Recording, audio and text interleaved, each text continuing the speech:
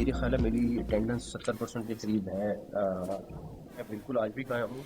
निज़ाम बिल्कुल तबाह हुआ है, लेकिन मैंने वो निज़ाम 80 साल का तबाह होने का, और मैं आज भी समझता हूँ कि ये 80 साल से जो निज़ाम है वो तबाह है। बिकॉज अदरवाइज अगर निज़ाम चल रहा तो हम कहाँ से कहाँ पहुँच जाते हैं। आपके पास प्राइम मिनिस्टर है जो 14-16 घंटे काम करते हैं, और ये बेहतर हो जाए चीजें, तो 1000 गुना बेहतर रिजल्ट आएगा। और मैं आज भी समझता हूँ कि अगर प्राइम मिनिस्टर साहब को सिस्टम ठीक और मिल जाता तो वो 100 गुना ज्यादा इस मुल्क को तेजी से आगे ले जाते। मोहसिन नकवी के हंगामा खेज बयान के बाद वफाकी काबीना का आज पहला इजलास तलब। वज़ीर दाखिला ने तमाम वजारतों का थर्ड पार्टी ऑडिट कराने की तजवीज़ दे दी। मीडिया से गुफ्तगू करते हुए कहा कि अपनी परफॉर्मेंस पर वज़ीर आज़म को जवाबदेह हूँ। मेरी दरख्वास्त है कि थर्ड पार्टी एवल्यूएशन करवाए, जो नताइज आएँ वो आवाम के सामने रखे जाएँ। 70% के करीब मेरी काबीना में हाजिरी है। मुझे 30 साल का सफ़र 3 साल में तय करने का ताना देने वालों की मेहरबानी। अब भी अपने बयान पर कायम हूँ। अगर निज़ाम सही चल रहा होता तो हम कहाँ से कहाँ पहुँच जाते। मैं समझता हूँ कि मुल्क में 80 साल से जो निज़ाम चल रहा है वो तबाह है। मैं हुकूमत का हिस्सा हूँ। मैं अपनी हुकूमत को चार्जशीट क्यों करूँगा। वज़ीर आज़म 14 से 16 घंटे काम करते हैं। अगर हालात मज़ीद बेहतर हो जाएँ तो 1000 गुना बेहतर नताइज हासिल किए जा सकते हैं। कुछ अनासिर मेरे और वज़ीर आज़म के दरमियान इख्तलाफात पैदा करना चाहते हैं।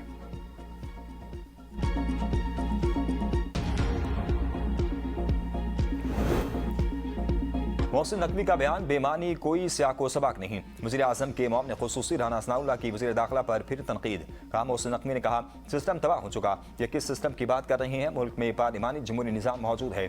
आइन की वजह से फेडरेशन कायम है। अगर नए इंतजामी यूनिट या सूबों की ज़रूरत है तो वो भी आइनी तरीकाकार के तहत ही बनेंगे। सदारती निज़ाम की तरफ झुकना है तो इस तरफ झुक जाएं।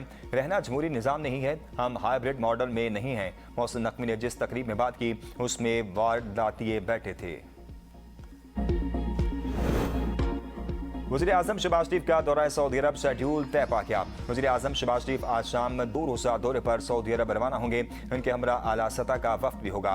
दौरे के दौरान वज़ीर आज़म सऊदी वली अहद मोहम्मद बिन सलमान से हम मुलाकात करेंगे। दो तरफा ताल्लुकात और खित्ते की मजमूई सूरत-ए-हाल पर गौर किया जाएगा। मुलाकात में अमरीका ईरान जंग और अमन मुज़ाकरात से मुतल्लिक तबादला ख्याल होगा। वज़ीर आज़म शहबाज शरीफ से ईरान के 6 रुकनी वफ्द की भी मुलाकात। शहबाज शरीफ ने कहा कि पाकिस्तान खित्ते में अमन के लिए मुखलिसाना काविशें जारी रखेगा। उम्मीद है अमरीका ईरान मुआहिदा जल्द तय पा जाएगा। पाकिस्तान ईरान के साथ ताल्लुकात को इंतहाई कदर की निगाह से देखता है। मुसलसल काविशों से $10 अरब की 2 तरफा तिजारत का हदफ हासिल किया जाएगा।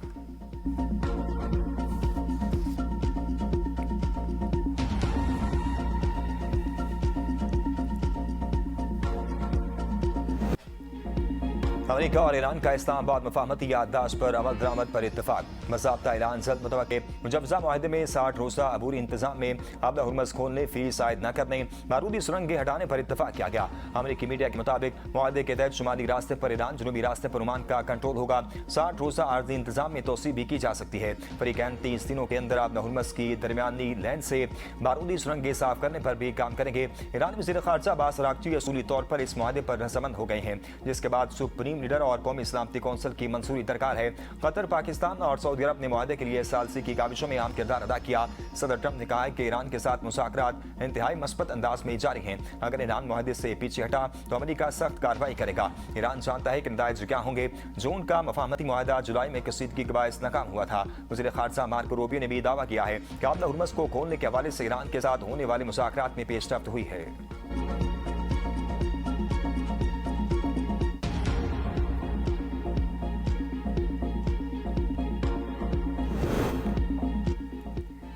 आबले हुर्मुज़ में मुजव्वज़ा रास्ते पर ईरान ओमान में इत्तेफाक राय हो चुका। तीसरा फरीक मुदाखलत न करे। ईरानी वज़ारत ख़ारजा के तर्जुमान इस्माइल बकाई का कहना है ईरान पाकिस्तान और कतर के साथ मुख्तलिफ मोड़ पर तबादला ख्याल कर रहा है। ईरानी वज़ीर ख़ारजा के दौरा पाकिस्तान या कतर का कोई प्लान नहीं। ईरानी मीडिया के मुताबिक ईरान के ओमान के साथ होने वाले मुज़ाकरात का अमरीका से कोई ताल्लुक नहीं। आबले हुर्मुज़ दोबारा खोलना अमरीका के रवैये में तब्दीली और इसकी खिलाफ वर्जियों के इस्लाह पर मुनहसर है। सेंटकॉम ने दावा किया कि आबला हुर्मुज़ का जनूबी बहरी रास्ता तिजारती जहाज़ों के लिए भी दस्तूर खुला है। तिजारती जहाज़ मामूल के मुताबिक बैनुल-अक़वामी बहरी रास्ता इस्तेमाल कर सकते हैं। गुज़िश्ता 3 माह के दौरान 1000 से ज़ायद तिजारती जहाज़ों को कामयाबी से इस रास्ते से गुजारा गया।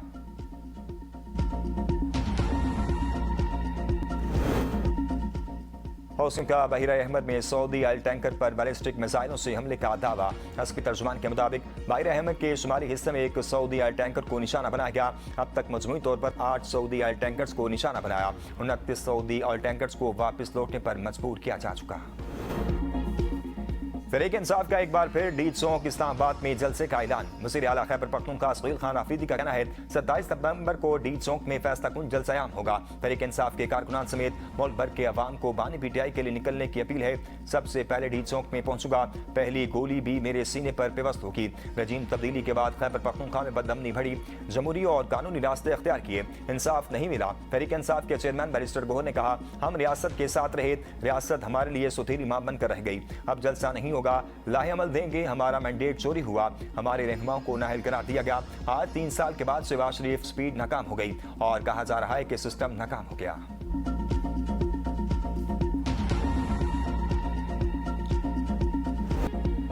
पाकिस्तान ने पहली शिकस्त का हिसाब बराबर कर दिया।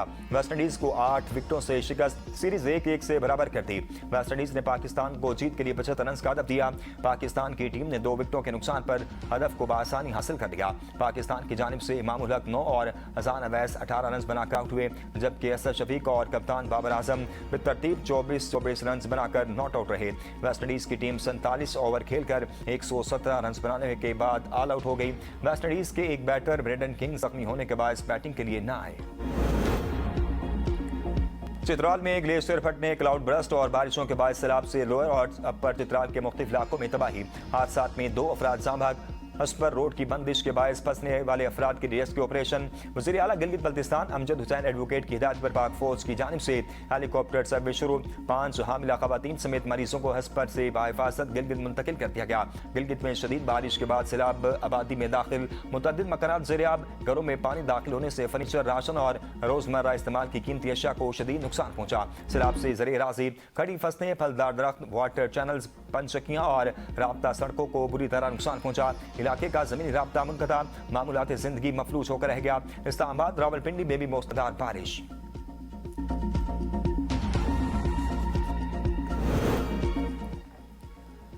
वज़ीर आला पंजाब मरीम नवाज से जापान इंटरनेशनल कोऑपरेशन एजेंसी के सदर की वफ्द के हमरा मुलाकात। पानी की फराहमी, सैनिटेशन, सेहत, तालीम, खवातीन को बाख्तियार बनाने और अर्बन इंफ्रास्ट्रक्चर मनसूबों में ताउन बढ़ाने पर इत्तफाक। फैसलाबाद वाटर सप्लाई मनसूबे पर पेशरफ्त और मॉडल को दीगर शहरों तक तोसी देने पर तबादला ख्याल किया गया। वज़ीर आला ने जायका के ताउन को सराहा, शराकत दारी मज़ीद मजबूत बनाने की ख्वाहिश का इज़हार। जायका का पंजाब में इंसानी वसाइल, खवातीन की तरक्की और फलाही मनसूबों में ताउन जारी रखने का आज़म।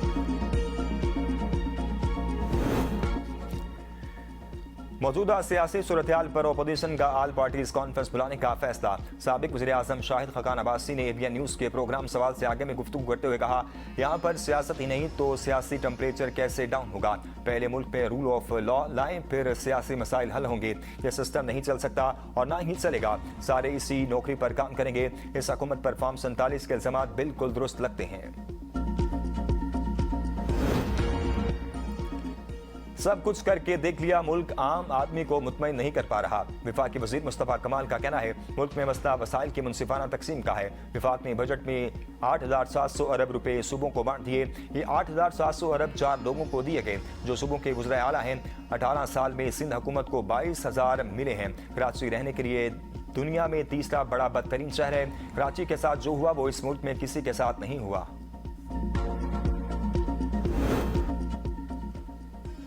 अमेरिकी नाज़िम की वज़ीर दिफा ख्वाजा आसिफ से मुलाकात, बाहमी दिलचस्पी के अमूर पर तबादला ख्याल किया गया। इलाक़ाई और बैन अक़वामी सिक्योरिटी की सूरत-ए-हाल के साथ साथ 2 तरफ़ा ताउन को मज़ीद मुस्तहकम करने के इम्कानात पर खुसूसी तवज्जो मरकूज़ की गई। वज़ीर दिफा ने इलाक़ाई अमन, सलामती और इस्तेहकाम के मुश्तरका अहदाफ के हसूल के लिए मुसलसल राब्तों और तामीरी बातचीत की अहमियत पर जोर दिया।